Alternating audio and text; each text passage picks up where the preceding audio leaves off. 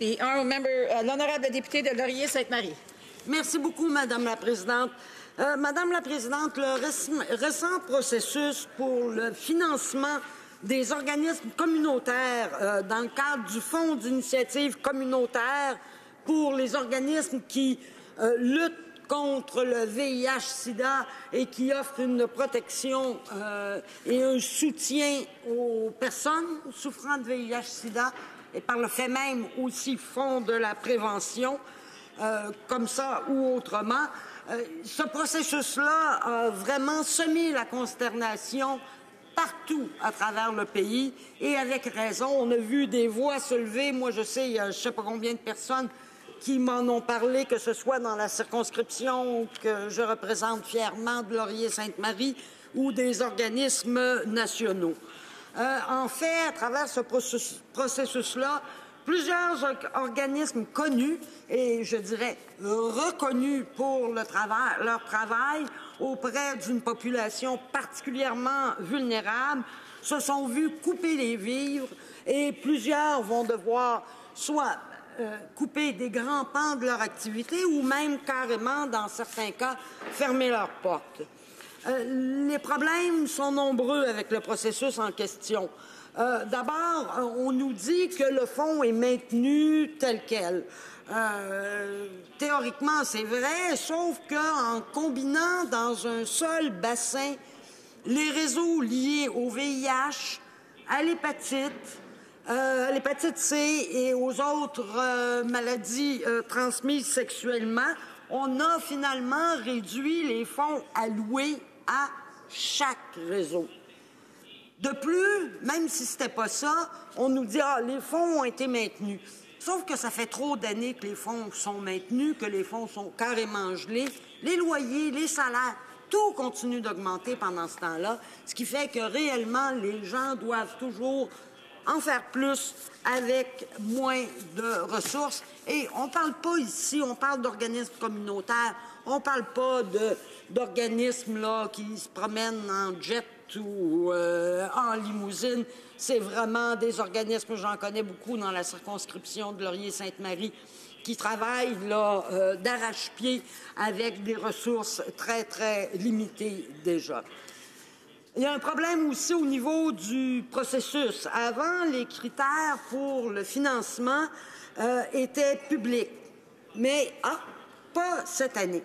C'est sûr, il y a eu des consultations. Ce que les groupes me disent, c'est que les consultations avaient l'air d'aller un peu dans toutes les directions. Je présume que c'était ce que le gouvernement aime appeler une conversation et qu'il n'y avait pas de résultats concrets. Puis après ça, ils sont restés dans le vide complètement et, oups, tout à coup, ont eu la mauvaise nouvelle.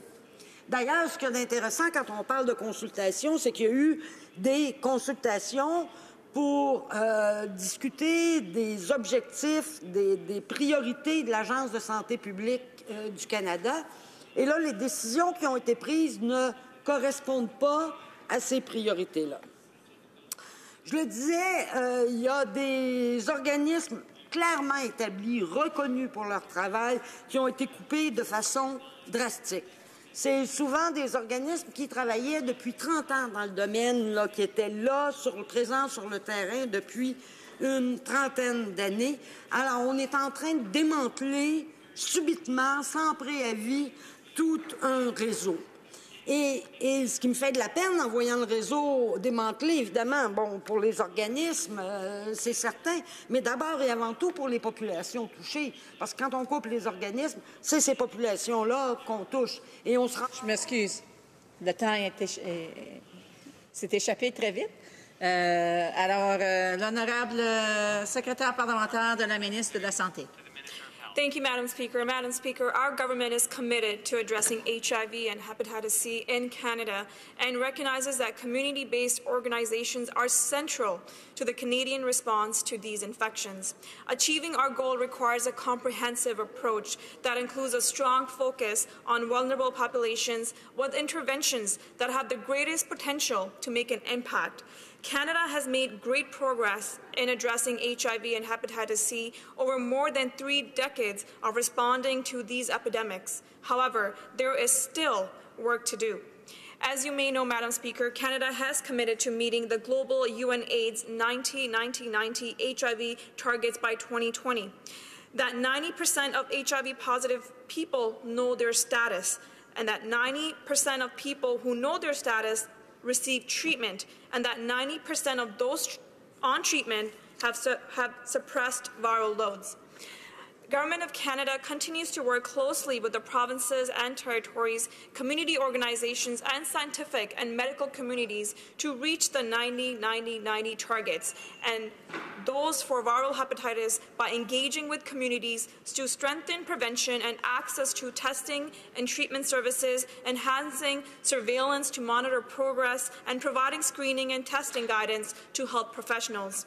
As part of these broader efforts to address HIV and hepatitis C, Public Health Agency of Canada recently announced its decisions related to funding of community-based organization projects under its new HIV and Hep C Community Action Fund.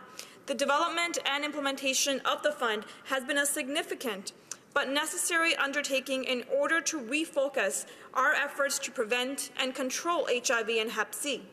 These funding decisions followed an open and competitive solicitation based on priorities set in collaboration with provinces and territories, community-based organizations, people living with HIV or Hep C, and other stakeholders and partners. Madam Speaker, I would like to reiterate that the funding our government provides to community-based organizations has not diminished. It remains steady at $26.4 million annually and continues to support time-limited projects across Canada. While 124 organizations were successful in the application process for the Community Action Fund, including 41 new organizations, others were not. This included some organizations that had been funded previously under the program.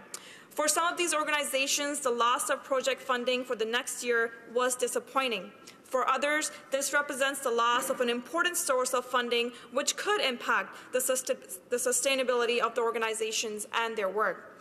Our government has heard the concerns of these organizations, and in an effort to help those organizations through the transition, PHAC has been directed to provide up to 1 year of transitional project funding on a case-by-case basis, which would end on March 31st, 2018.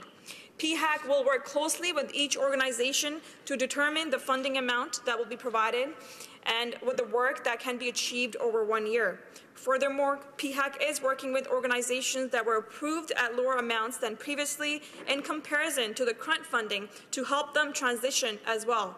The fund is designed to ensure funding support areas where there is greatest burden based on current rates of HIV and Hep C. We still have a lot more to do, Madam Speaker, but if we're going to have to stop the spread of these serious but preventable diseases. That's why it's important that we continue to work in hand with provinces and territories, as well as stakeholder partners and people living with HIV and Hep C in order to have the greatest impact possible. Thank you. L'honorable député de Laurier-Sainte-Marie. Merci beaucoup, Madame la Présidente. J'entendais la secrétaire parlementaire se réjouir du fait que de plus en plus de gens connaissent leur statut en termes de VIH-sida. C'est peut-être grâce à ces organismes qui travaillent depuis longtemps et qu'on a décidé de couper. Alors, si c'est gagnant, je ne vois pas pourquoi on peut couper. On parle aussi de population ciblée, mais dans les groupes coupés, par exemple les Autochtones, il y a les personnes qui s'injectent des drogues. Et au Québec, c'est très drôle parce que le seul organisme qui reste pour travailler avec ces gens-là est à Québec, alors que le problème est particulièrement aigu à Montréal.